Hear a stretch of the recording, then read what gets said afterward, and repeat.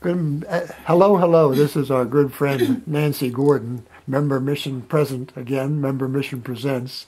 She's in radio broadcasting. And at one point when she was in radio school, teens were calling in and she had some interest in seminary education and she got to putting that together. What was going on? To describe it. Well, I had been listening when I was a teenager myself to a program called Powerline, hosted by a brother John Rivers. It was a syndicated program, heard on the weekends, and it meant a lot to me. He would take letters from listeners and address concerns that they might have, moral dilemmas, searching issues, and use contemporary music in connection with his answers to those questions.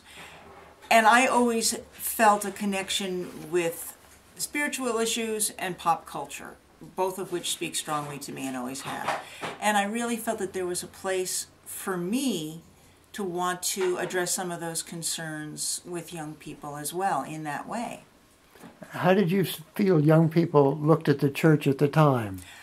Well, then as now, I see that there are certain people, certain voices that represent God in a very judgmental way. They're very strongly emphasizing judgment versus mercy. And I think that's a very incomplete picture and a wrong picture. And so understandably, younger generations, even more now than 26 years ago, are resistant to that. And I agree that they should be. And yet there's a very strong spiritual search going on. And a lot of pop culture actually does reflect those spiritual concerns. And so that's again where I feel like I can bridge the two worlds, the sacred and the secular, the classical and the pop, and really be somebody who's approachable and I hope be somebody who points to a God who is inclusive and compassionate and respects and cares for the spectrum of the human experience. As you described that moment and what was going on, in what ways did you see God at work that you wanted to join? Well, again, the God I understand and try to relate to and have a relationship with and live in accordance with understands our complexity, created us with this complexity and diversity.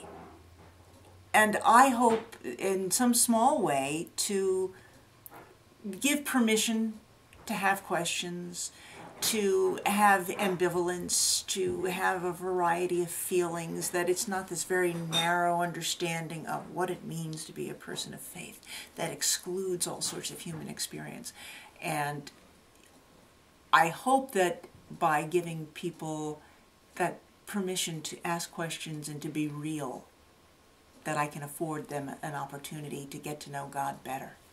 And so what you saw God doing was making us, teens in particular, people who wanted to reach out. Oh, absolutely. I'm a big believer that God created us to be dynamic, questioning, intelligent, and that the struggles are part of the spiritual journey, that they should not be discouraged but explored. Good to the point, Nanci. Thanks so much. You're very welcome. And you're the first one as we move into a shorter format, and this has been neat. Thank you so much. Thank you.